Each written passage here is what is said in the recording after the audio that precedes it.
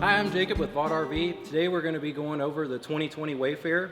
Got a lot of new things on the 2020 Wayfarer for this year. A lot of upgrades on the chassis as well as inside the coach. So let's go ahead and get started going over that. First things first, we'll come over and open our hood. You're going to grab a secondary hood release like you would on most daily drivers. We had an initial or a primary release that we had over by the driver's foot inside the coach that we pulled to go ahead and get the hood to initially pop. So probably one of the biggest questions I get on these Sprinter chassis is about diesel exhaust fluid, and usually it kind of take care of that for customers. I'll let you know that it's really not a big deal, especially on these 2020 Sprinter chassis. The engine is very efficient at using the fluid, so it doesn't use very much of it at all. When you do run through that fluid, you're going to be notified on a really easy to read gauge right inside the instrument cluster inside the coach. And then once you see that you actually are at about a quarter of empty or so on that gauge for the diesel exhaust fluid, you can go to just about any auto parts store or grocery store these days. Gas station will have the diesel exhaust fluid as well. You can get that in about a 2.5 gallon jug. Take the diesel exhaust fluid cap off right here and just top that off. Do keep in mind that you've got a 4 3/4 gallon reservoir here, and it's kind of in a way that you can't see it as it's filling up. So be aware that once you do get the reservoir full, the idea is to kind of try to not be pouring the fluid in as quick once you get to the end of the fill so that you don't lose a bunch of fluid outside the reservoir. If you do, it's not a big deal, and you'll just kind of clean that up. And the 2020 chassis has been upgraded to where they actually have a little drain over here as well. So again, probably the biggest thing for folks getting into a diesel RV, if they haven't been in one before, is going along with or adding the diesel exhaust fluid to an item that you're kind of maintaining. But here in 2020, it's not a big deal for us at all. So everything else under the hood on this coach is going to be pretty straightforward and pretty similar to what you're going to see on your daily driver. A lot of the items going from 2019 to 2020 have been upgraded so that you, being the customer, don't have to worry about getting in here and getting your hands dirty if you want to check stuff like oil level, transmission fluid level. All that's going to be read out on the infotainment center or dash gauge cluster inside of the coach. So the idea on these Mercedes chassis is that you, being the customer, are not actually going through and worrying about maintenance and anything on the coach. You're just making sure that you're monitoring your fluid levels. And then we really want you to be able to take the coach for the chassis portion to a Mercedes dealership and let them service the coach for you. Kind of the benefit behind doing that is that on these Mercedes diesel engines, they've actually gone in with Mobil 1 that makes one of the better synthetic oils out there on the market. And they've not only gone with that synthetic oil, but they've specifically formulated that to where it protects and runs most efficiently with this particular engine. So you could get your coach service really wherever you wanted, or you could have a mobile diesel mechanic or whatever come out and service the coach for you. But my recommendation is that you actually just go ahead and go to Mercedes, and that way you know that they're checking the transmission fluid level and all the other items on the coach that are a little bit more hands-off for the customer these days. With that specifically formulated Mobil 1, and that's just a little tag that kind of lets you know that they've got that in the coach for you. You're going to be able to go 20,000 miles or a year between oil changes. So, you know, you may be thinking, well, if I go to Mercedes every time for my chassis service, that could get a little bit expensive. My thinking and my experience in that is that since you're probably only going to go once a year, that service bill may be a little more expensive than your typical mechanic service would be, but it's going to be your one-stop shop for the year, so it actually should end up being a savings in the long run. But those guys are going to let you know, and they're going to take care of your normal maintenance items. So you come along 40,000 miles, they're going to check the transmission fluid level and the actual quality of the fluid itself and stuff like that. So just keep that in mind. One of the things you might notice on this coach is that you don't have a chassis starting battery where you'd normally expect to find it. On this Mercedes Sprinter chassis for 2020, that's actually located underneath the driver's floorboard, and there's an access that you can remove to get to that battery. You don't really need to get to that battery as a customer. The only time that you'd really need to get access to it actually would be to change it out. Hopefully we're not doing that for about 4 to 6 years. But that battery is actually an AGM style battery, so there's not really any maintenance on it. If you did need to give somebody a jump or receive a jump, you've got your positive terminal connection point right here. And so you get your positive jumper cable or your red jumper cable and clamp that on right there. And then you just take your negative and clamp it on right here. And then if you're trying to jump off another vehicle or receive a jump, you'd be able to do it that way. Do keep in mind that if for some reason you ever needed to jump your house batteries off through the coach, or you needed to jump the chassis off through the house batteries, if you had a long enough set of jumper cables to go from here to the entry door, you'd actually be able to just hook right up to the batteries, and it'd be the same effect as some of the coaches that have the auxiliary start switch. So just keep that in mind. Kind of one of the last things I want to talk about under the hood here is your windshield washer fluid reservoir, and they do make that a little extra large, so you've got plenty of fluid to use. And one of the upgrades for the 2020 Sprinter chassis is, if you've seen the cool Mercedes commercials that they were playing a couple years back, they've got the windshield washers that actually sprays right along with the blade, so you actually are really efficient on windshield washer fluid too. But more importantly, as you're spraying that windshield washer fluid, the wiper blade is immediately wiping that off, so it's not obscuring your view as you're going down the road. Just makes things a little more safe. So that's kind of the 30,000 foot view on our 2020 Sprinter chassis, at least as far as under the hood goes. If you've got any questions on anything that I may or may not have covered under the hood, you can always go to Mercedes, or you can always contact us here at Vaught, and we're always going to be able to get answers to any questions you might have. Go ahead, grab our prop rod over here, make sure we've got it stored up in the little retainer there. And then I like to come to the center of the hood and kind of drop it from about there. Go ahead and get it to close nice and firmly. All right, moving along to the side of the coach, right at the driver's door here. This is where I pulled that hood release earlier to get the hood to go ahead and pop open. Just going to go really quickly over some of the upgraded items to the 2020 Sprinter chassis. And the reason I feel like I can go over it a little more quickly is a lot of the stuff in here is going to be really, really similar to your daily driver.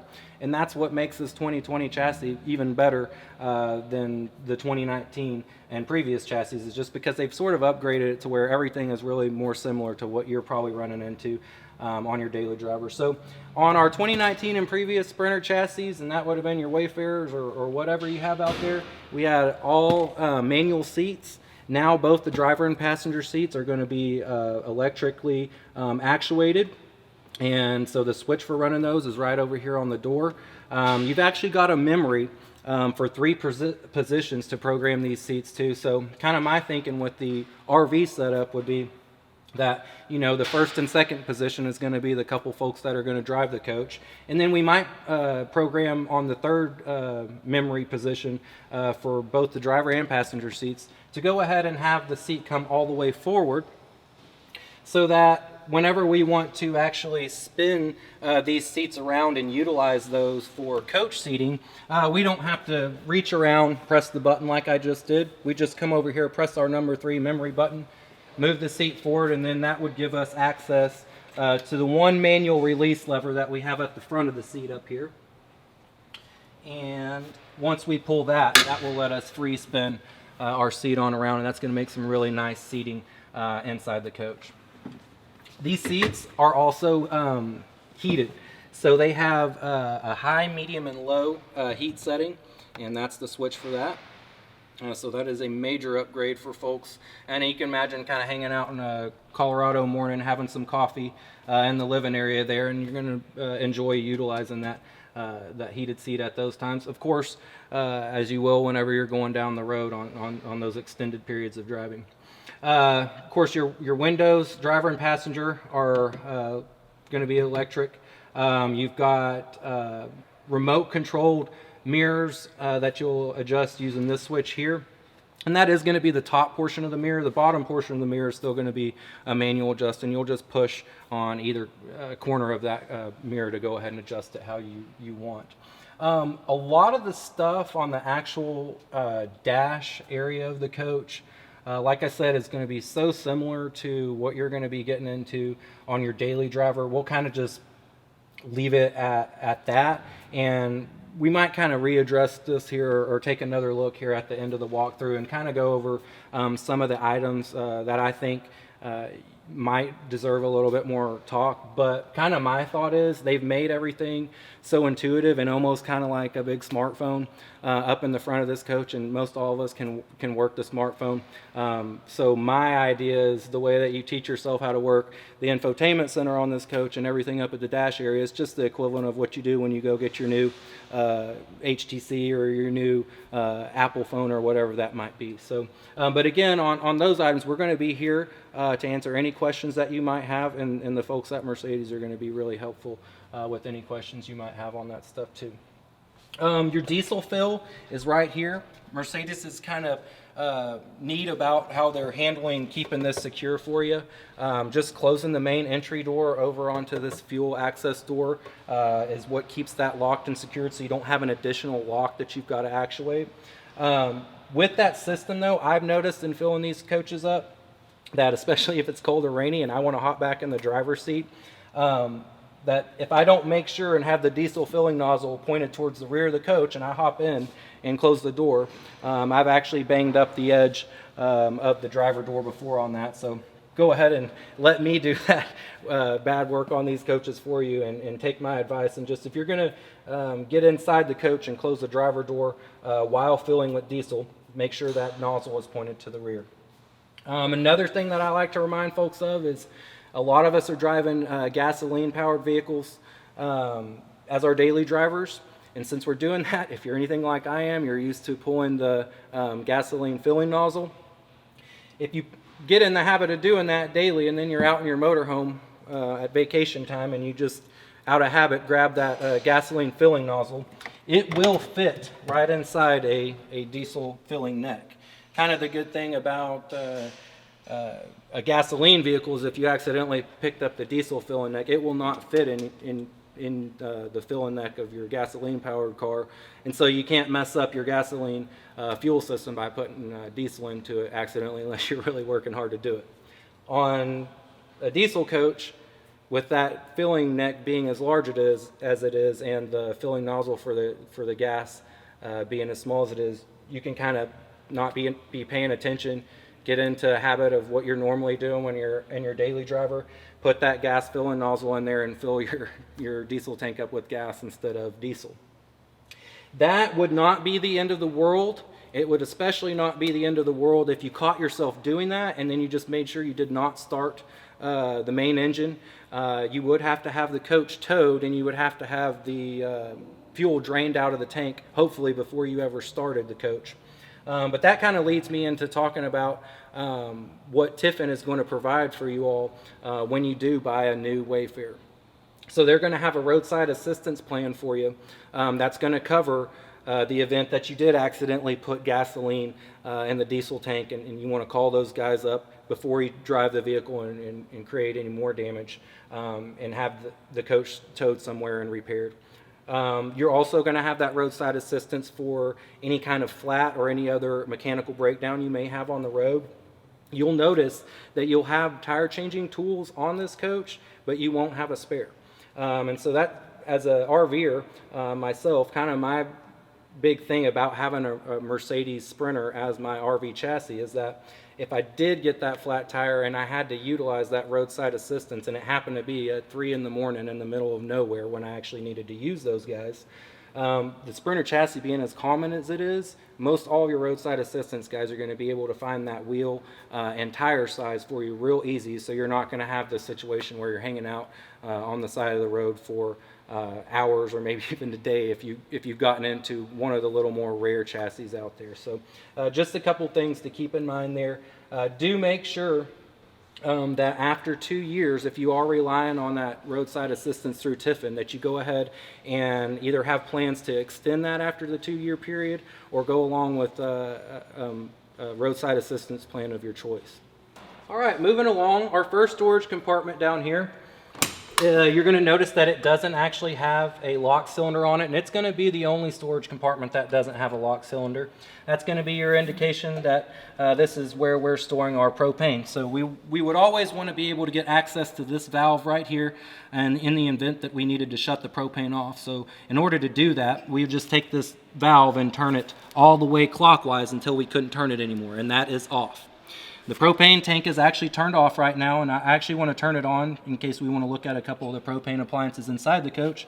So I'll go ahead and take that knob and turn it counterclockwise until I can't turn it anymore.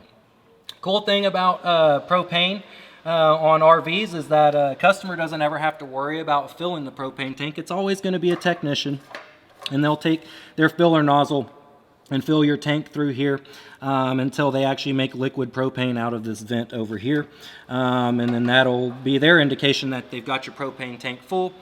But do keep in mind that full on a propane tank is actually about 80% full, so they want to leave a little bit of room in that tank for expansion as the temperature changes outside.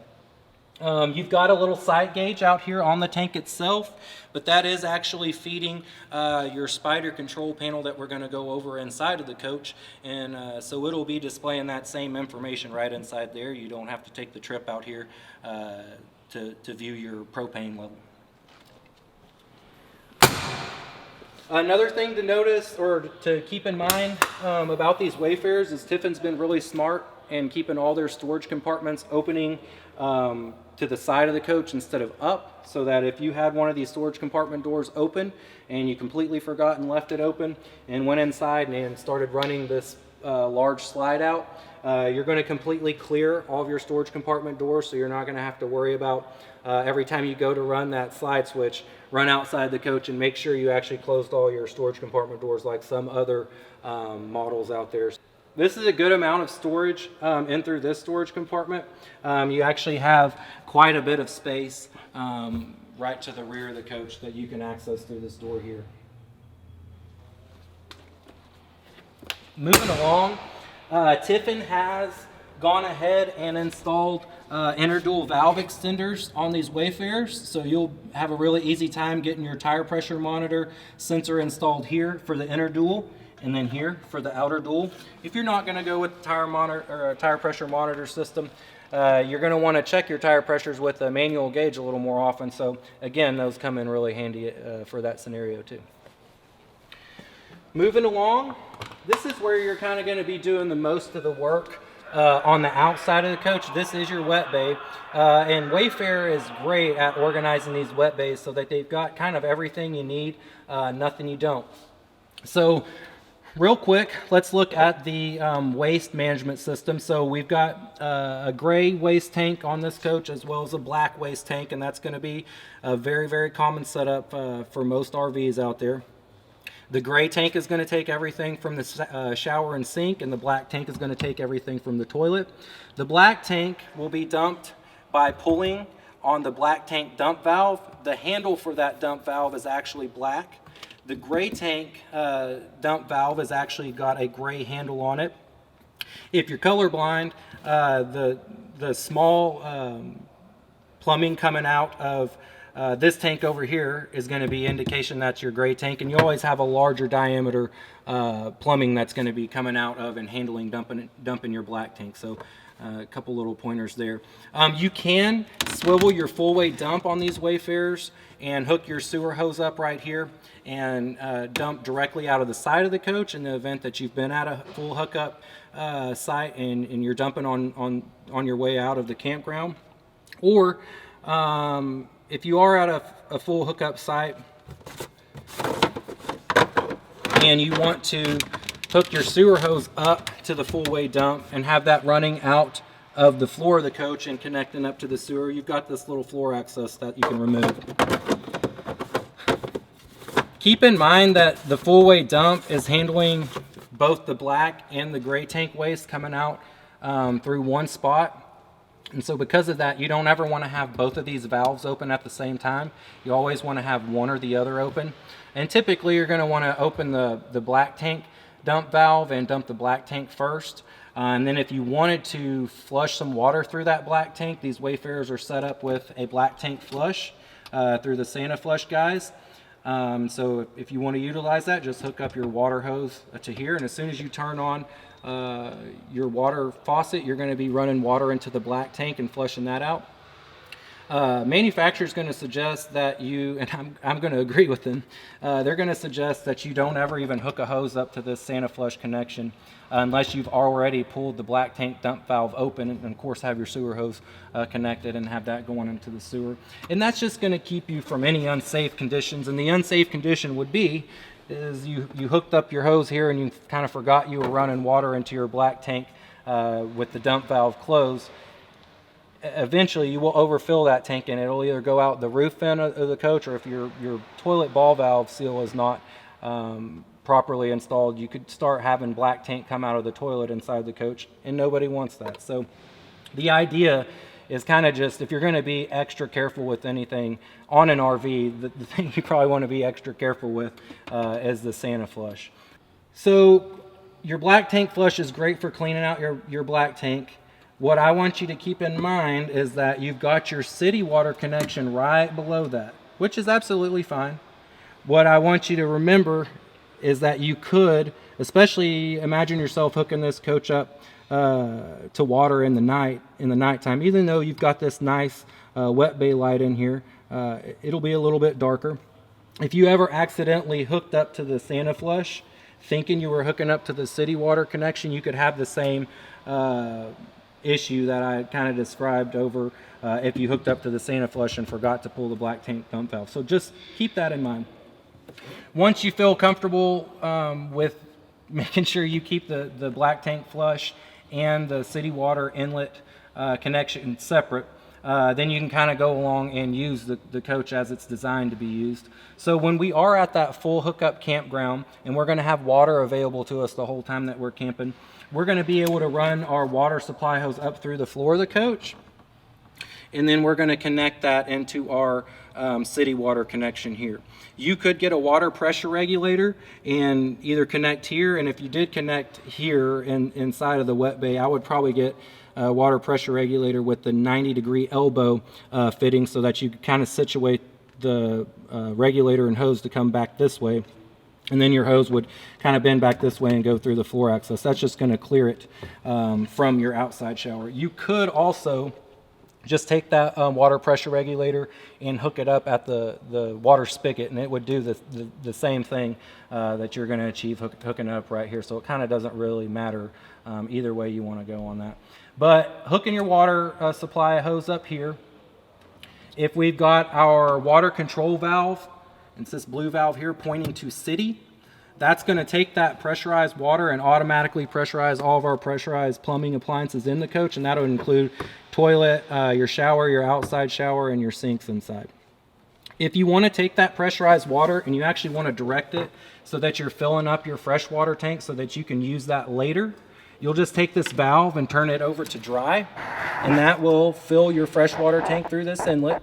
And you want to leave the valve in dry in the event that you want to go ahead and turn your water pump on and use that water pump to pull that stored water out of the freshwater tank. If you ever forget and leave this valve in the dry setting and then hook up to city water at a full hookup campground, you're probably going to have a low water pressure situation. And so really, if you do have low water pressure situation on these Wayfarers, first place I'm going to check is to make sure that I've got my valve set up in the proper setting for what I'm trying to do at that time. So you do have your outside shower here. That's going to be used for hosing off puppy dogs, hosing off after coming back off the beach. But it's also out here in the wet bay so that when you are handling all this waste, that you can go ahead and wash up right out here and keep everything kind of contained to the wet bay. So again, it's for sanitary purposes for the wet bay here, but it's also going to be for your convenience for you and your pets. So don't forget about that. There is a little storage for the shower head up here, but most folks will just kind of throw it down in the floor of the coach.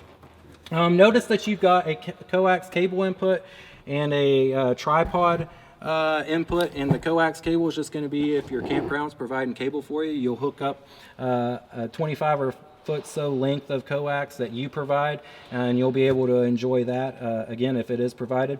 And then the tripod input is going to be if you have like your tailgater or your tripod satellite dish, and you're going to utilize that, you just hook into that, and we'll kind of go over in a little more detail inside the coach how you'll handle going from cable to satellite and over-air TV.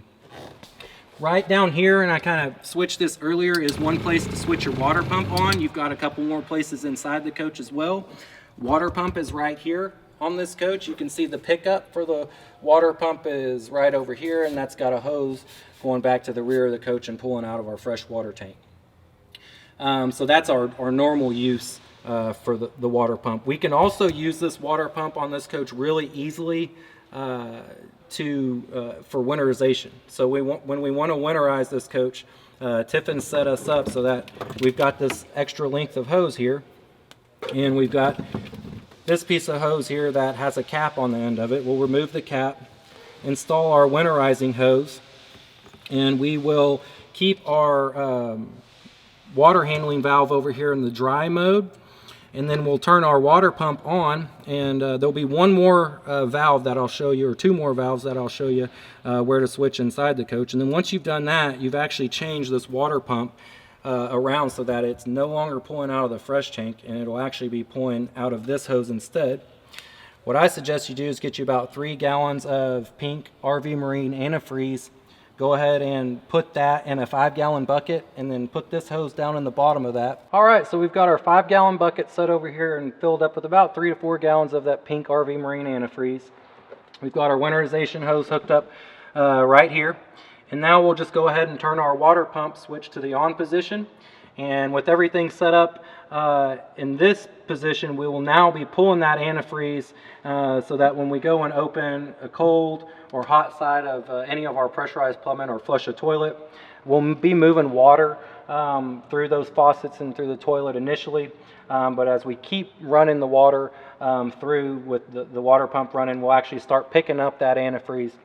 And gradually the water will be moved completely out, and then everything left over in the lines will be that pink antifreeze. We'll probably make another video with a little more detail about winterization on these Wayfarers later on, so be on the lookout for that. But do keep in mind that this is probably one of the easiest RVs out there to winterize with everything set up the way it is. When you're de-winterizing, especially on a smaller RV with the smaller waste tanks, you don't want to run all that water that you're going to be running through the system to remove all the antifreeze down your drains inside the coach and filling up your waste tanks. That's just going to have you taking an additional unnecessary trip to a dump station. So what you've got for de-winterizing the coach is your low point drains. So you've got a hot and a cold low point drains, and if I was to open those up with the water pump on or city water hooked up to the city water inlet, that would just be moving water through the pressurized plumbing system and going right out on the ground until we flush most of that antifreeze out, as opposed to going ahead and putting that in the tanks. So that's Tiffin's wet bay. They're really straightforward and easy to use. They've kind of got everything you need down there, nothing you don't.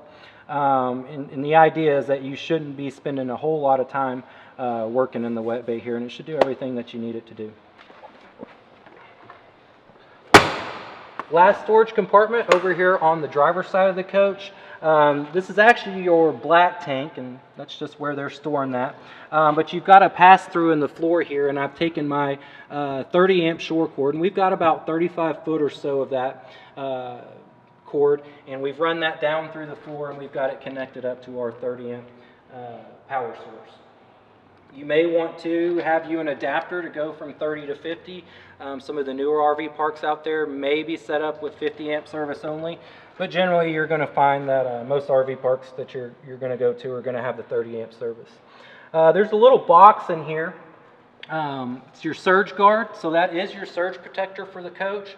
That's also your automatic transfer switch. The transfer switch is set up to prefer generator, so anytime you fire up the generator, the switch is going to go ahead and transfer you over to being powered off the generator.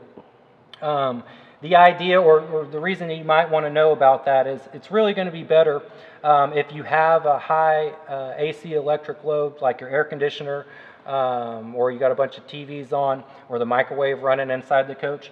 It would really be best for the way that automatic transfer switch is set up to go ahead and unplug from shore power, so that you don't engage that transfer switch with all that power running through the system. And I'll probably make a little more detailed video on that later on. The other part of that transfer switch is, like I said before, it's your surge guard, it's your surge protector. So it's really great at protecting the inside of the coach from any kind of surge that you might take. But the way it's set up is it's protecting your coach so much so that if you did take a surge, there'd basically be a relay inside that surge guard that would get blown open, and you wouldn't be able in most cases to get power back to the inside of the coach without first having that surge guard replaced. They're not terribly expensive. It's going to be under $500, but my point in explaining all that is most folks are going to ask me about running an additional surge protector either inline or externally to the coach. And I'm going to say that's going to be a great idea to go ahead and do that. And in that setup, you really just have the transfer switch and surge guard here on the coach just backing up your external surge guard. And so you're going to be absolutely protected. And then usually in that case, if you're using the setup as described, if you took a surge after the storm passed or whatever issue you had with the power supply was resolved, you should be able to get back to camping without having anything replaced on the coach.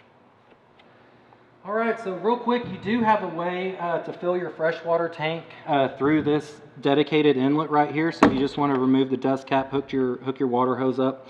This is going directly to the fresh tank. So you can either fill through that or through the other inlet that we've already discussed. And then when you're filling that fresh tank, you can either fill completely until you're overflowing out on the ground. You're not going to get anything wet inside of the coach. Or you can monitor the gauge on the spider control panel, and if you only wanted 30% or 50% full, you go ahead and fill accordingly. You'll have your rear view camera that will engage when you're in reverse. The way that the rear view camera works at this time is that anytime you're going in reverse, it's going to go ahead and get displayed on the infotainment center. You've got your hitch receiver right here, and I believe they've got a 5,000-pound limit on these hitch receivers. And then you've got your 7-way for powering your tow vehicle and any brakes or any lighting that you might have on your tow vehicle or trailer. You've got a nice little label here in case you forget. If you want to drain the freshwater tank by gravity, you'll just turn this little drain valve and it'll drain right out here on the ground. If you wanted to drain your freshwater tank a little more quickly, don't forget that you can run your water pump and just have that outside shower running out on the ground. If you do choose to drain your freshwater tank that way, just make sure you don't leave the water pump switch in the on position once the tank is completely dried, or else that pump will continue to run until it burns out. You've got your generator exhaust right here, and then you've got your main engine exhaust right here. Both of those are going to get hot when either one of those engines are running, so just keep that in mind. But we do have those situated a little bit further out on the rear of the coach just to make sure we're getting all those gases exited outside of the coach and we don't get any unsafe conditions inside.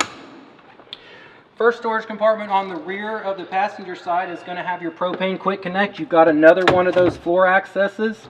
So if you wanted to utilize the propane quick connect, you've got this extension hose that would go ahead and hook up here. Once you hook that up, you're going to have your secondary safety ball valve that you'll go ahead and put in the open or on position. And then you'll be able to go ahead and hook this up to a grill or any other kind of propane appliance that you might want to use here on the coach. There'll be other fittings and adapters that you can utilize on this hose extension if you've got other appliances that you're going to want to use on the propane system. Just keep in mind that on these B pluses, especially if you're coming down out of a larger Class A, you may have been accustomed to having quite a bit of propane storage, and one of the items that we don't have as much room for storage is going to be your propane. So just kind of keep that in mind as you're utilizing the quick connect in the propane system. We don't want you running your propane out on your grill and then not having your furnace to keep you warm overnight if you're doing some spring break camping in Ruidoso or something like that. I didn't mention before, but all of your storage compartment lights, the way they work on these Wayfarers is they've got a 3-position switch. The middle position on the switch is going to be off. The position of the switch that has 2 hash marks on it is going to engage this motion eye here, so that anytime you open and close the door, that's going to automatically turn those lights off and on. And that's really the position. I think you should have all the switches for your storage compartment lights, but you do have the option to turn them on and let them run all the time if you want. That's just going to create maybe a condition where you could run your house battery down if you didn't watch it. Good thing about the storage compartment lights, though, considering power usage, is just like I think almost, if not every single light on the living area of the coach is going to be LED. We've also got a lot of LED lighting on the chassis portion of the coach, but stuff like tail lights and those items are still going to be the incandescent lights.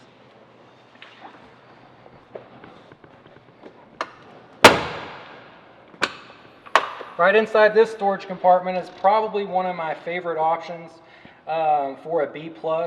I'm not 100% sure on the Wayfarer if they are putting them out with the propane generators, but if I was building a Wayfarer, I would really want to try to build the coach with the diesel generator like we have here. And one of the main reasons would be for what I just discussed about the propane storage. So if you did want to use that propane for something like a grill pretty often, or if you were going to use your water heater a little more often, or the stovetop or propane furnace, having the diesel generator and not using the propane to fuel power generation frees all that up so it can be used for those items. You also usually have a lot more efficiency and you have a lot more running time through the generator with it being diesel powered. So since it is diesel powered, we're just using the same tank, diesel tank that we're fueling the main engine with, and Tiffin's just plumbed into the side of that tank, and they've not gone into the bottom of the tank. They've gone somewhere a little bit higher up from the bottom of the tank, so that somewhere on your Mercedes fuel gauge, when that's displaying about a quarter of empty or under, you will run out of fuel for the generator here. And the idea behind that is that you're always going to have fuel reserve for the main engine to get you to a fuel station to fill fuel. They don't want you running the generator and inadvertently getting yourself stranded. So that really is a nice benefit to having the diesel generator. It also, in my opinion, is a little more mellow and quiet while it's running. It's going to be a lot more trouble-free, especially than your gasoline generators, not having to worry about ethanol and the fuel and stuff. So, and then kind of like my last feature for the generator that I really appreciate is on these diesels, the output is going to be, I believe it's 26.7 amps. So with this being a 30 amp coach, you're just barely 3 amps, a little over 3 amps under what you have on your shore cord. So you really don't have to make any kind of changes the way you're using the coach whenever you're going from generator to shore power or vice versa. You can kind of just use the coach the same on shore power or generator, having the generator so closely matched and power supply to what you have off the shore cord. Another cool thing about these diesel generators, they're super easy to service. So if you're the guy or gal that's going to want to handle servicing generator on your own, you've got all your information about your part numbers for fuel filters, air filters, and oil capacities right here. So that kind of takes the headache out of that. And then when you do change out that air filter, it's just going to be easily accessed right in here. There is no actual oil filter, and so you'll just drain your oil out of this real easy to get to drain right here. And then you'll have a pan right under here. Once that's done draining, refill your oil. It'll be less than 1 quart that'll go back. You'll check your dipstick here and make sure you show a good level on the dipstick, and then that'll be service for the generator. So these generators are set up to have a break-in period of 25 hours. And so that'll be the initial service, or a year, whichever comes first. And then after you do that initial break-in service, you'll go on most of these generators to 100 or 150 hours or yearly, whichever comes first. And you'll want to check your manual on each different generator model to make sure what they've actually got you set up for on that. So this is your Truma AquaGo. This is how Tiffin's going to handle heating the water on your 2020 Wayfarer. I'm really glad that they went with that option. This is one of my favorite appliances to deal with. Just because the appliance is so well built, it's so trouble-free, and I really enjoy working with the company. So if the rare occasion that you do need to call those guys up, you do have an issue, they're going to be ready to help you and get you back on the road. But the main point is these things are really trouble-free, so it's usually just a plug-and-play kind of thing. So the Truma AquaGo is heating your water, and it's doing that in a little bit different way than what you probably are accustomed to if you've had an RV before. In most RVs, we either have a tank style water heater, so we've just got a tank that we're trying to heat up, and we're trying to maintain the heat in that tank as we're using that water. So the limited storage capacity of those tank systems actually cause you to have to use quite a bit of propane or electric to keep those systems heated up as you're using them. So they're not terribly efficient. The other option that you would have had out there, and it wouldn't have been as common up until a little more recently, would be a straight on-demand water heater system. And those things were those are pretty good for RVs, but you can kind of get in some scenarios where they don't really do just what you'd want for your camping experience. So what the AquaGo does is it takes both of those systems and it kind of combines those into one. And so the other point to that is they've kind of got you set up to where not only have you combined those two types or styles of water heating, but you've also got the option to where you can use one or the other now. So I'm going to show you on the controller inside of the coach that you can set this AquaGo up to eco mode, and eco mode is just straight on demand. And so what happens on eco mode is the water heater is sitting here just like it is now. It's not doing anything at all until you open up a hot side of a faucet either inside the coach or on your outside shower. As soon as you do that and water is actually flowing through the water heater, it's going to move a sail switch, and that's what's going to tell the propane to go ahead and come on and light, and then heat your water in an on-demand fashion.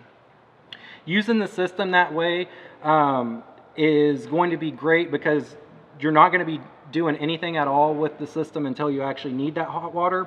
But one of the things that you may come across, especially in a B+ coach, with having that smaller than usual freshwater tank storage, is that if you did just run this water heater on the eco mode, you actually may have to run water faucet for 5, 10, maybe even 15 seconds before the water actually gets hot. And that's water that's in limited supply coming out of your fresh water tank that you'd kind of be going through more than what you would want to actually get that hot water out to the faucet. So the other option you have for running this water heater is called the comfort mode.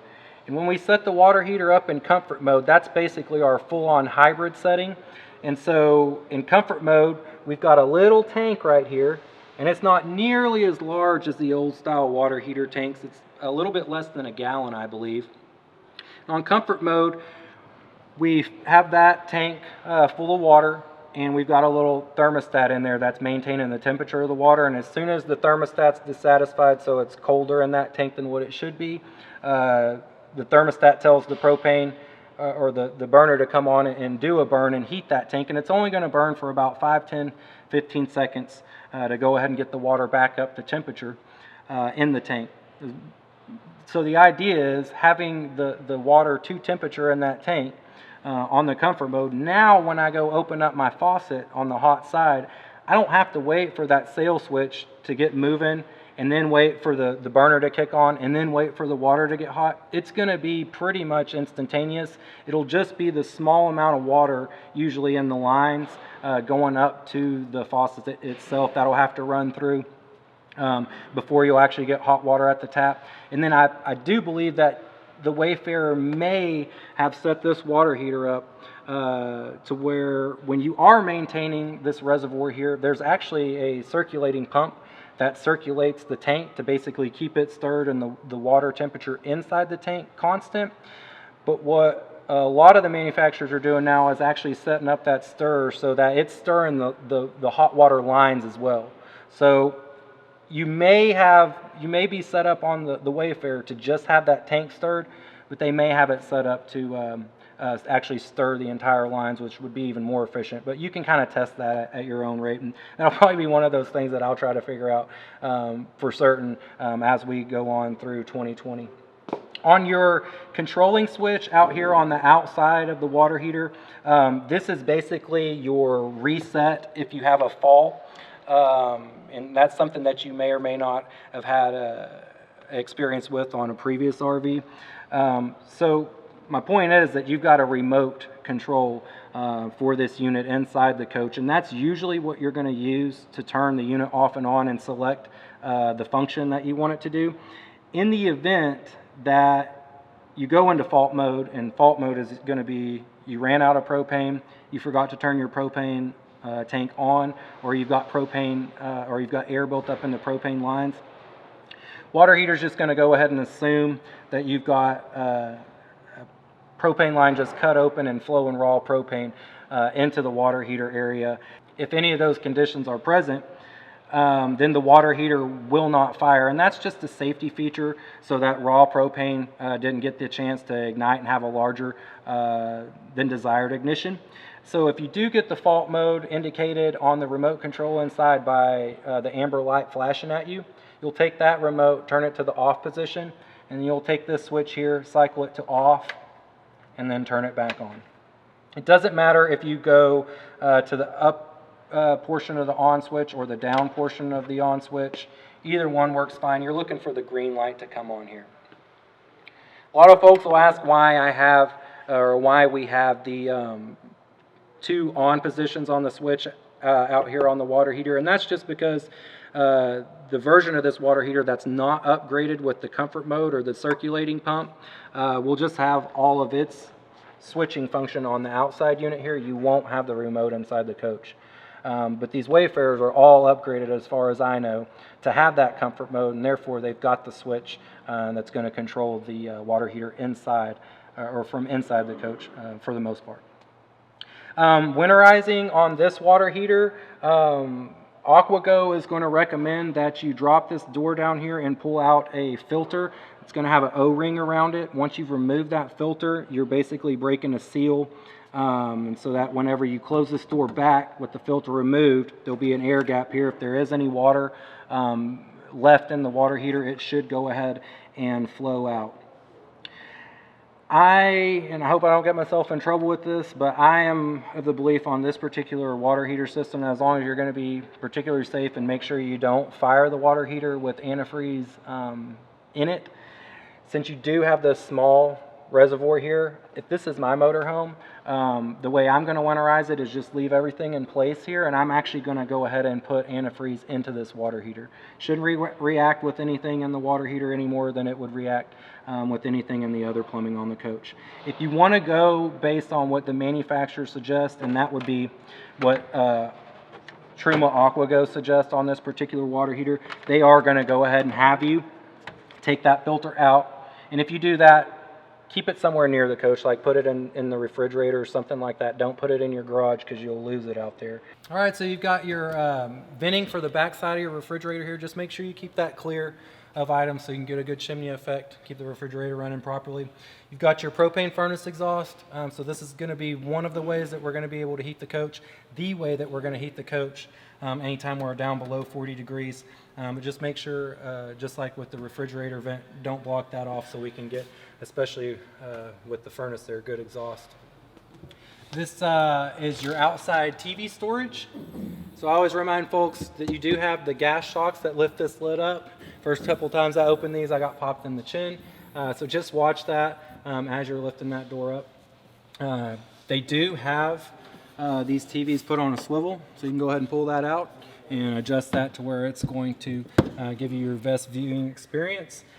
You've got 3 TVs on this coach, I believe, and you can do anything on each of the 3 TVs that you can do on any of the other TVs, with the exception of one thing on your main TV that I'll go over whenever we get inside the coach. But the idea is that you can hook up, you've got your DVD player inside. If you've got your satellite receiver activated, you could go ahead and watch or enjoy any of those items on any one or all the TVs simultaneously if you wanted.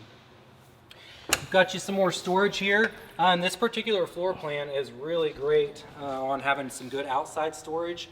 And if you go around the corner here, you'll see that you've got your outside or your whole house vacuum storage, and that is also where your vacuum bag is going to be kept, so that once you've done your vacuum and it's time to change that out, that's where that will be handled. Tiffin will provide some tools, vacuum tools with the coach, so you can go ahead and utilize that whole house vacuum. I'll show you once we get inside there where you actually hook those tools up. You've got a 110 outlet over here on this side of the coach, so that could be utilized for lots of things on the living area. You probably are going to have access to another 110 outlet or 2 from the outside of the coach as well. Just for your information, you're going to see your charger and inverter is mounted right up into the upper or back side of that storage compartment. There's really nothing for a customer to maintain on that, but if you're just curious about what that is, now you know. And what I always like to point out is Tiffin was thinking about me whenever they set that inverter and charger up in there, because they put it on a nice little pull out, so I don't have to crawl up in this little storage compartment to work on it. So I really do appreciate that. And Tiffin is really good about taking care of us as techs on stuff like that, so that really lets me know that they're going to be really good at taking care of their customers, if they're so good at taking care of them that they can kind of think about me a little bit too. On your main entry door here, you're going to have a step that's going to go out in and out. As you open and close that door, you've got a switch right inside here that will turn your step off or on, and you can see I've got it in the on position now. If I move that to the off position and I go and open and close that door like I just demonstrated, the step is going to stay out. It's not going to move at all. If you were to start the main engine with the step switch in the off position, that position will be overridden, and then the step will go ahead and come in with the main entry door closed. So the idea is you don't ever have to worry about that step being left out as you're in transit. It should always come in with the main entry door closed regardless of the switch position. Alright, so while we're in here, we'll kind of go over a couple of the other items we have right at the entry door. We've got our battery disconnect switch. If I switch that to the off position, it's just going to disconnect everything 12 volt in the coach, so I don't have to go around and switch individual switches. It will leave my house battery charger enabled, so anytime that you're plugged into shore power, that battery charger is going to automatically engage the coach batteries. So putting the switch to the off position doesn't disable that, but it disables just about everything else. You've got a couple of switches for mostly lighting right here on this switch panel, but I'll let you know that just about everything you can switch here, you're going to be able to switch up here at your spider control panel as well. So you've kind of got a couple of places to work those items. Back over here to the entry switch, if you go right above that, you're going to see that we have our Quadra Bigfoot auto leveling system, and this system is super sweet and trouble-free as far as I've used it, and it's really basic and straightforward, and so I really appreciate that. When you want to utilize the system, you'll just press the power switch and turn it to the on position. On these Wayfarers, the ignition will need to be off, but the park brake will need to be in the set position. And then all you'll do to auto level the coach is just press and release the auto level button. Once you have a green foot displayed in the center of the display here, that's going to let you know that the coach is done leveling, and you should be just about level. If you wanted to adjust that any, you would press the manual button here.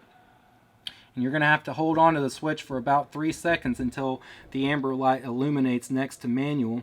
And once you've done that, you'll be able to go and manually and control either the front 2 jacks, the right 2 jacks, the left 2 jacks, or the rear 2 jacks. So On this particular system, anytime you're in manual mode and you're running the front jacks, you're actually running both of them.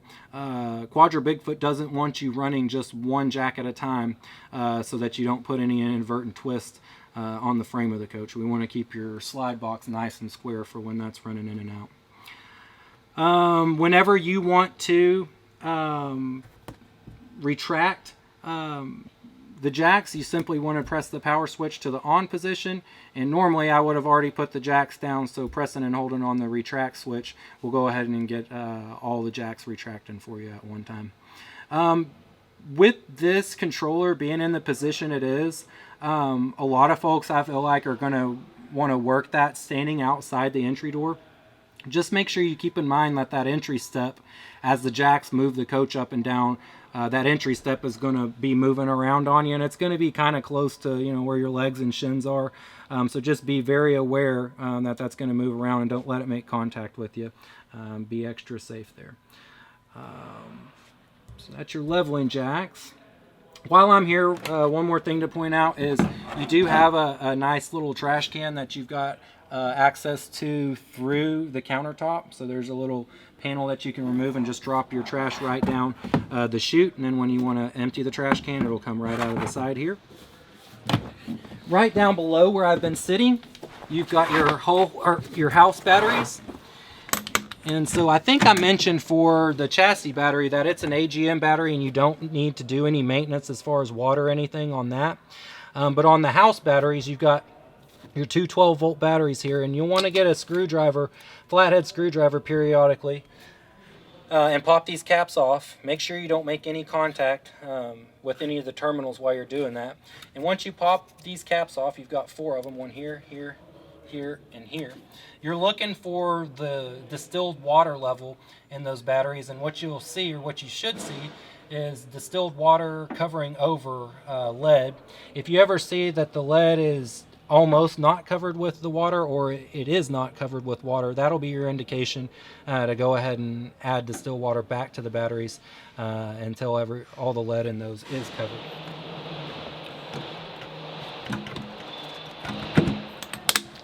All right, so I know a lot of folks are going to take these Wayfarers out and do some dry camping with them. That's one of the main benefits about having one of these. When you are doing that, you want to be extra aware of your safety items. First safety item is going to be your fire extinguisher. Always make sure that you have the gauge here pointing to the green. And then you've got your smoke detector out towards the bedroom area of the coach. It's going to have a 9-volt battery, and you'll want to check that periodically. And then kind of the main item that I'm wanting you to really check and double check if you are going to be in those dry camping situations where you're not going to be hooked up to power and sleeping in the coach overnight is your propane and carbon monoxide detector. You'll find that in this Wayfarer right below your main TV. It is the one safety appliance that's powered off of your house batteries. And so if you ever ran through your house battery power over the course of the night before you woke up the next morning or whatever, you would lose, or that detector would lose its power and it wouldn't be protecting you anymore. So you either want to make sure in dry camping situations that you are absolutely certain that your house battery power is going to last you through the night. If you kind of don't want to get into all the headache of worrying too much about that, one of my recommendations is that you go ahead and take an additional 9-volt powered carbon monoxide and or propane detector so that you're kind of doubly protected there. We want you to be having a lot of fun in these Wayfarers, but we want you to be safe while you're doing that. Right up here is your spider control panel, and this is something that Tiffin has been running in the Wayfarer since they came out with the Wayfarer. But if you've been an RVer for a few years, this may be something that may be new to you. The cool thing is that it's not really doing anything different than what you've done in your previous RVs. What it is doing though is it's putting all of your switches that would have controlled all the same types of appliances all in one easy to access location. So in a couple an RV a couple years older than this one, you may be kind of hunting all over the place for you know, maybe your tank heat switch or like a light master switch or something like that. Whereas on these Wayfarers, you kind of have all that right here at the Spider control panel. So you can see that you've got your fresh tank monitor readout here. You've got your gray tank and your black tank and your LPG or your propane as well. So that's your gauge system, and that's what's going to allow you to monitor those with ease.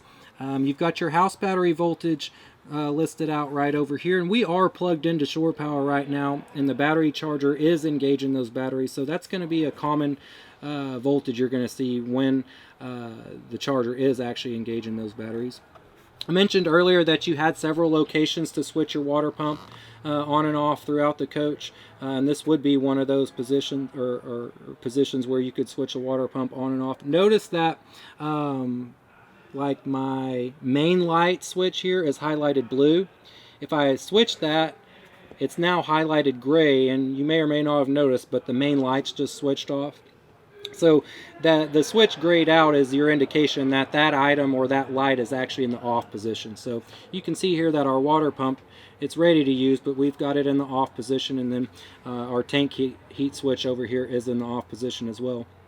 Speaking of the tank heat, the way we handle heating your waste and freshwater tanks on these Wayfarers is you've got 12-volt heating pads that are stuck to the bottom of all three of those tanks. And so if you're going to get into a camping situation where it's going to get below freezing, you'll just want to have that switch for tank heat in the on position for the duration. And then you just have your propane furnace inside the coach running to keep you comfortable. A couple more items that you have on your Spider controller. Notice I'm on the home page, and the way I've selected that is by clicking the switch that's got the little house indicator on it. If I want to go into my lights page, I'll click a little light bulb, and you can see that I've got interior, exterior lights kind of split up so that I can have separate control of those. But then down below all that, I've got a light master switch, and that's a programmable switch. So just kind of a demonstration of that is if I hit the off button, you'll notice that all of my lighting went off. And if I don't touch anything as far as light switches go, and then click my light master switch back on, that will turn all those lights back on. In other words, that is a programmable switch. You've got a bed bath lights page as well. So notice if I click on that, that'll get me into an additional lighting page. If I want to get back to my main lighting again, I can click the main lights button. Another page that you have on your Spider controller is your slide page, and the way that works is you have to have a green light on the ignition and park brake items, and the green light is basically just letting you know that you've got those items in the position they are required to be in for actually running the slide. So I've got a red light for ignition and a red light for park brake right now. That's telling me I need to start or set my park brake, and then I need to actually have my ignition in the on position to run my slide out. So I'm going to actually go ahead and do that now. Normally you'll want to have had put your leveling jacks down prior to putting the slide out, and then we'll just remember to go ahead when we're getting ready to leave our campsite or wherever we've got the slide run to the out position. We'll want to run that back in and then run the jacks up finally after we run the slide back in. So I'm going to kind of demonstrate that right now. Just keep in mind that we can pretend we've already got the jacks down for a demonstration purpose. So I'm going to come up here, and you do have the push button start for the 2020 Sprinter chassis. So that's what kind of makes this a little bit different than if you had like an ignition that worked with the key. It's a little bit easier to find the accessory position when you have the key, and you'll probably get good at finding and being able to work the accessory position through the push button start as you become accustomed to the coach. But I'm going to assume that everybody's kind of like me, and they're in a hurry and not wanting to learn about that because they're so excited about everything else on the coach. And so what I'm doing right now is whenever I want to run my slides on my Wayfarers, is I'm just going ahead, put my foot on the brake pedal, because you've got to do that to get this push button start to work. And then I'm just going to go ahead and start the main engine on the coach. And then that'll allow me to go ahead and then pull the park brake. And now I'm ready to go ahead and run that slide in and out. So we'll go ahead and run our slide out. I'm just going to press and hold on the extend portion of the switch until the slide's fully out. These are swing tech slides on these Wayfarers, so it's going to be best practice to go ahead and run those out in one full mode. Alright, so you've got a great bunk option for sleeping in the 2020 Wayfarer, but that can also be utilized for storage. I know a lot of folks out there are going to use that for storage. Do you have your ladder for getting access to the bunk? That's probably a pretty good place to keep it when you're not using it. This is one of my favorite things about these Sprinter chassis is, especially with Tiffin going ahead and going with the windshield shades that they've got here. So these are custom fit to the windshield for the chassis, and then you've also got driver and passenger side shades, and those are custom fit to the side windows, and they've got magnets built into those, so they'll just attach automatically to the steel door frame. The windshield shade will be held in place with the sun visor.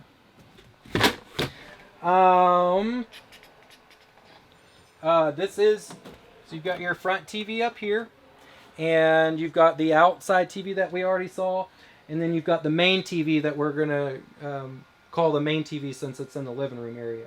Like I was saying before, you can enjoy DVD on all three of those TVs, and that would just be run through this system here. This is also going to be your AM FM radio. You're also going to be able to Bluetooth or connect a cell phone or music device into this system directly. You've got your propane stovetop here with the direct spark ignition, so you don't have to worry about having a light or anything like that. Down below you've got your microwave, and there's also a convection oven built into that. Just follow any kind of cookbook or convection oven instructions that you've had on home convection ovens or your past RV convection ovens. Do make sure when you're using the microwave portion of this microwave convection oven that you go ahead and take out the rack. That's only to be utilized when you're running the convection oven.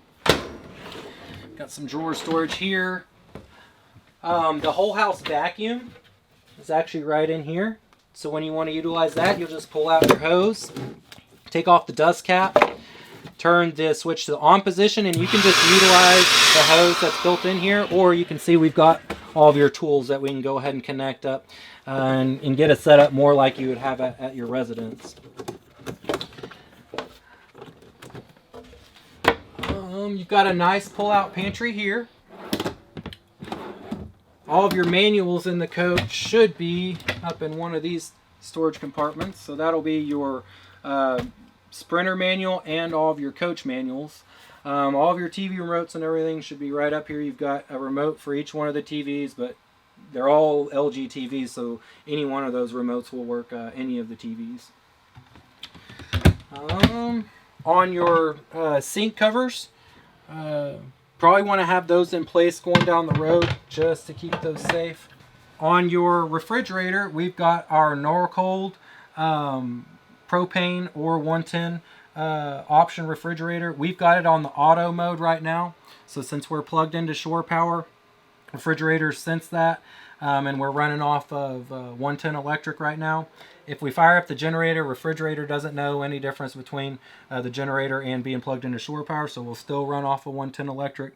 But if we unplug and we don't fire up the generator, we've got auto mode selected like we do now, the refrigerator will automatically pick up and start running on propane. You just got to make sure you've got propane in the tank and the propane's actually switched on.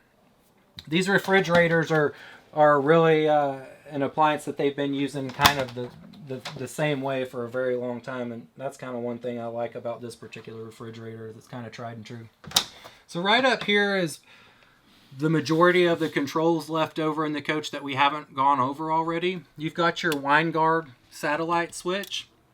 You've got the remote control for the Truma AquaGo that we mentioned earlier. I mentioned about this amber light flashing for letting us know that we're in fault mode. As long as we've got that solid light on, everything's working properly. I have turned the switch one position counterclockwise and selected comfort mode. That is the mode that's going to have that water heater working as a hybrid water heater, as I discussed earlier. If you want it to be just a straight on demand, you'll turn that switch one more position counterclockwise. And then you'll notice down here below the off portion of the switch that you have a little lightning bolt and a snowflake, and that's your winter setup for using 12 volt to keep the water heater winter safe. And then finally you have a clean mode. Both the clean mode and the 12 volt winter safe modes, I would consult a technician like myself or a manual, or actually contact the Truma guys directly for a little bit more instruction on that if you're actually going to go into those. This is the controller for your solar charger. You've got solar panels up on the roof of the coach. There we go. And what I really want you to know or be aware of is that whenever you leave out of here with this coach brand new, the batteries are going to be in a certain condition, which should be new, and your solar panels are going to be relatively clean. Once you run through a certain amount of power, say you get to where you're running on about 12.3, 12.5 volts on your house power or your house battery voltage, take a look at this charge rate coming in through the solar charging system, and it won't say 0.1 DC amps. We're inside a building now, so that's why we don't have any charge coming in. But you'll see anywhere from 10, 20, 30, 50 DC amps coming in on the solar charger controller, depending on how many solar panels you have installed on the coach. And the idea behind monitoring that is, if I notice with conditions unchanged that this is now no longer charging any more than 5 DC amps, that's my easy and quick indication that it's time to get up on the roof and clean the solar panels off. So as those just get naturally dusty and dirt and stuff, and especially like this time of year, pollen settling up on top of those, it'll block the solar panels off enough to where they really won't do much charging for you anymore. So just keep that in mind. This switch right here is kind of an indicator for you. Notice that when I'm pressing the button while I am plugged into shore power, and it would be the same for running the generator, nothing is happening. If I go and unplug from shore power right now, what I'm going to see is all the lights for this controller are going off. And then if I wanted to actually turn my inverter on this coach, which would work my TVs and a couple of 110 outlets through the house battery, I would just press this switch until I got the light to illuminate on DC in, and that's my indication that now I'm running my 110 appliances through the battery, which is a great thing to have on a motorhome like this. A lot of times you're going to be using that when you're actually going down the road, so the main engine alternator is going to be recharging your house batteries as you're using that. But if you aren't using the main engine and you want to utilize your inverter, which is going to be common again, and that's what you have it there for, keep in mind that in the condition where the main engine is not running, our alternator is no longer charging our house battery back. And so if we aren't getting sufficient charging coming in through the solar panels at that point, that would be a situation where at some point we would run through our house battery power, and we would have to fire up the generator, fire up the main engine, or get some solar charging coming in to get those batteries topped back off. Here's your controller for your generator. You simply want to press the button to the on position and then press and hold the start switch until the generator fully starts. You've got your time that is on the generator read out right here. This is your switch that's going to switch you back and forth from cable to antenna. Your rooftop antenna for HD free over-air channels does not move. It's just in one position, so that's benefit about going with the new Wayfarer is you don't have to worry about raising or lowering that. You just have this switch here to either put a 12 volt power boost to that antenna when you're utilizing that, and then when you're utilizing the cable, you actually want to press the cable switch and you're just taking the power boost off of that antenna. Got your satellite receiver hooked up here. You've got a lot of nice storage behind your main TV. And the one thing that the main TV does different from the other two TVs is that you've got an optical cable taking your audio feed from this TV back up to the DVD player, and you've got your ceiling mounted speakers that if you look around you'll see throughout the coach, and that's actually how you're achieving surround sound off of this TV, so that's a really nice item to have. Whole house breaker panel right down here, that's just like your breaker panel at home. Then you've got some 12-volt fuses as well. That fan you hear running is a converter. That's actually converting the 110 power we have coming into the coach right now to make all the lights and everything run. So it's just letting that battery, your house battery, kind of take a break while that's running. There is that carbon monoxide propane detector. See, I've got the nice green light there. This is going to be 12-volt fuse protection for a lot of lights and like your water pump and other 12-volt items on the coach. When these, when you trip a circuit on this system, you're going to have a button right here that'll pop out to where you could push it back in to reset it. That's the same thing as an older style blade fuse popping. Instead of just replacing the blade style fuse on this system, you just press the button back in and that resets the circuit. If you're finding that you're having to press any of those buttons in more than a time or two, that's your indication that it's time to come back in and see me so we can figure out what's going on with it. Earlier on our winterization, I had a couple of valves that you'd be able to turn if you wanted to basically bypass the water heater altogether. And there's a little access in this compartment here. If you pull up that door, I'll reach in there and pull it for you.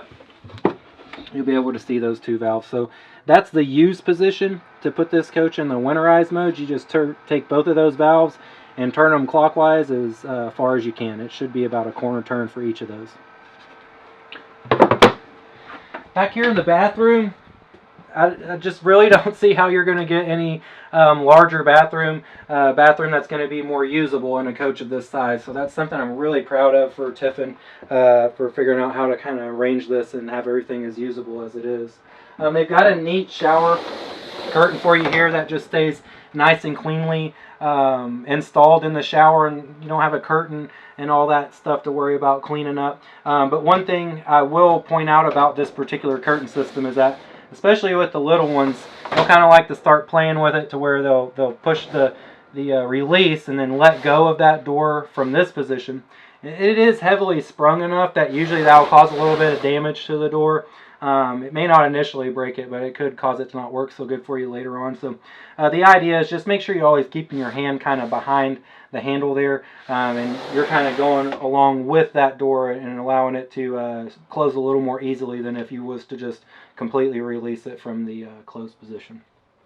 Shower itself is going to work just like your shower at home, with the exception of you do have a water saving shutoff valve here. So if you were in your dry camping situation, the idea is that you set your water temperature with the valves here, and instead of turning those off and on to lather up with soap and all that good stuff, you just press this button here and that'll shut the water off, but it'll keep your hot and cold valve in the same position, so that water temperature will be the same as soon as you press the button and get the water flowing again.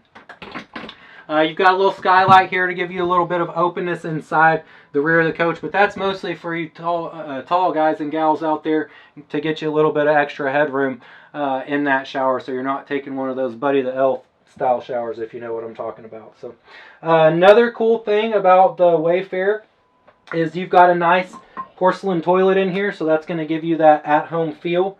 When you want to flush the toilet, you just press the foot lever, and if you press that partially, you're going to be able to fill the toilet bowl, and then fully depressing that foot lever is going to go ahead and have that ball valve open, and so that you can go ahead and have all your waste going down in your black tank, and that will have water flowing through the bowl to clean that out simultaneously. You do have a toilet wand here. So if you needed to clean out the toilet bowl, you'd have this toilet wand here. And something that I like to remind folks is that this switch here isn't actually doing anything until you're simultaneously pressing on the foot valve. So you've got to have the foot valve depressed and have water flowing in the toilet before you'll actually get water flowing through this right here. You are filtering all the water that's coming into this coach, and that's even filtering the water that's going in through the toilet. You've got your whole house water filter here. There's a carbon charcoal filter right in behind the housing there. You've got the wrench here for removing that housing whenever you want to change that filter out. But we do suggest when you're reinstalling the filter and housing that you just hand tighten it. Usually if folks will use the filter wrench to tighten the housing, they'll over tighten it a little bit and have some trouble removing that when they go to change the filter the next time. All right, so coming into the living area again, Wayfarer's done a really great job of having you set up with like the most open living space while having the most normal feeling kind of bed setup when it is time to go to bed. So I'll just demonstrate real quick how we convert our living room area here into our bedroom area. So we've got our couple pillows here that we'll go ahead and remove. Find a place to keep those. Once you've removed those two pillows, you'll have a button right on the side of the sofa here, and we'll just depress that in, and that's going to release the bed so that we can go ahead and fold it on down. Before you go ahead and fully drop the bed down, this is the time where I like to go ahead and pull my legs out. And actually, I started to pull them up. You really want to fold them to the down position until they hit the stop. And now come over to this leg and do the same. So now when I do get the bed dropped to the down position, it's actually going to be supported. If I don't throw those legs into the extended position first, I may get a little bit more weight that I'm going to have to hold myself than what I really want. So once you have the bed into the extended position, you'll then be able to release these straps here and go ahead and fold the extension for the bed on out. And then that way you've got your nice, I believe this is going to be really close to a full size. If it's a little larger than a full size, you may end up going with queen fitted sheets and then just kind of tucking the extra in. But if you check this out, this is something that is not probably usually thought about while folks are looking at coaches on the lot, but I have all this space to still pass through and get from the front of the coach to the rear of the coach when the bed is in the extended position. There are other floor plans out there from other manufacturers where you can't quite do that, so that is a major benefit about the Wayfarer. Whenever you want to put the bed away, it's just as easy to put away as it was to extend. And that looks just like this. Most of the times the legs going back up will fall into position naturally. And then what we're looking for is we're locking that Murphy bed back into the in transit position. And to check and make sure that we've got the bed locked in, we'll just kind of pull out on the bed once we fully retracted it, but just don't pull back too hard. And once you feel a little bit of resistance like I'm feeling now, that's letting you know that you've latched the bed back in. So the next time that you wanted to extend it again, you just come back over to the button. I'm going to put our cushions back in place.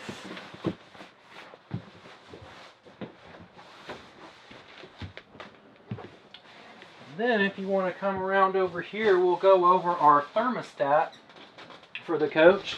That's right over here, and the idea is, you know, once you've got the coach kind of put into bed mode, you don't really have to get out of bed to adjust the thermostat as needed through the night. So you can see now that we're in the off mode, and I've got my thermostat.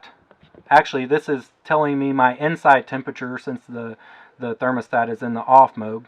Once I select either a cool or heat, then I'm going to be able to adjust my thermostat to the setting I desire.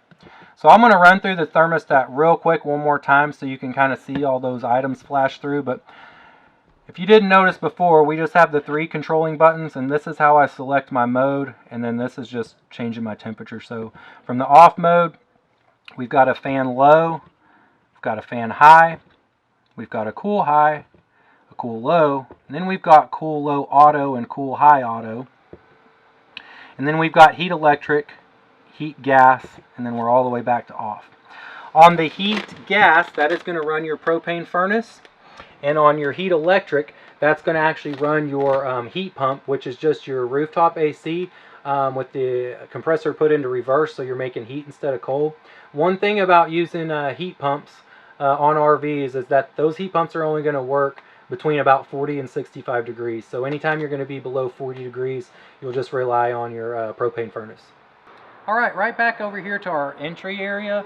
And back on our spider control panel, just wanted to point out that some of our exterior lighting switches and controls are right over here. So if I wanted to run my awning light or my porch light or my cargo lights, switch those off and on right there. When I actually want to run that awning in and out, I've got the switch to control that right here. The one thing that has to be maintained in order for the awning to work is the main ignition has to be in the off position. So if you ever go to run the awning out and the awning doesn't move like you would expect it to, chances are you've got the ignition in the on position still, probably from running the jacks down or running the slides out. So you'll just want to turn the ignition off, and then that should open up the safety switch so you can go ahead and run the awning out. Running the awning out is very simple, and it looks just like this. We'll just press and release on the out portion of the switch, and then our awning is going to fully extend all on its own. So that's a great automatic feature to have. Keep in mind that if you were in close quarters, kind of like we are right now, you would want to keep an eye on the awning to make sure that you weren't making contact with any trees or any other RVs or anything like that.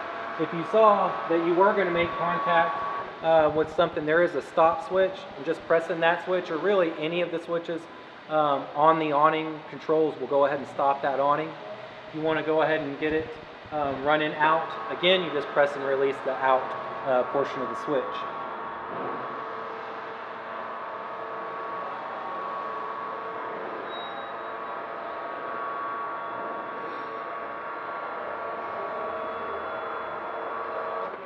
All right, and you saw me kind of jump up for the switch because I didn't know if we were actually going to hit this Airstream over here or not. We had enough room, but that's kind of a good real world scenario. You can have this awning to this fully extended position or anywhere in between. So that's one of the really cool things about this particular awning. A lot of them out there you may or may not have experienced. You kind of either got to have them all the way out or all the way in. This one is, it can be fully out or anywhere in between, and the neat thing about that is it really lets you control where you're focusing this light. So maybe you're not always using the awning for shade. Say it's nighttime and you got a nice book you want to read out here on the patio, you can kind of move the awning in and out to get that light situated right where you need it to be for that activity. Or say maybe you're outside grilling, you're using your propane quick connect and you've got a grill set up over here and it's become dark. You can kind of use that awning, run it in and out to refocus this light where you might want it. Of course, keeping in mind you want to make sure that you're not getting any unsafe conditions with the grill there. This is a wind sensing awning, so if the wind buck the awning enough, and I'll demonstrate that, the awning will go ahead and go in automatically. Keep in mind that you've got to have 12 volt power to the coach, so if you lost your batteries died on the coach and you weren't plugged into shore power, that wind sensor is no longer doing anything for you. And kind of for that reason alone, I suggest that if you're not going to actually be with the coach, go ahead and bring the awning in. It's a push button and it just takes a couple seconds, so kind of better safe than sorry on that scenario. So I'll just demonstrate the wind sensor by giving the awning a little shake. So there's just a little motion sensor on the end of the awning. When the wind starts blowing it around, it'll kind of move around. If it moves around enough, which is about that much, we'll say that was about a 10 to 15 mile an hour wind, the awning will go ahead and go in automatically. The idea behind that is, if you're hanging out on the patio and you fell asleep in your easy chair or something like that and the wind blew up, awning brings itself in automatically. Like we say, if you're going to leave the coach or if you see that the wind's getting up, go ahead and bring that awning in on your own. Thanks for joining us on our walkthrough of our 2020 Tiffin Wayfarer today. If you have any more questions, be sure and give us a call or visit us at vodrv.com. We hope you have a great day. Thanks.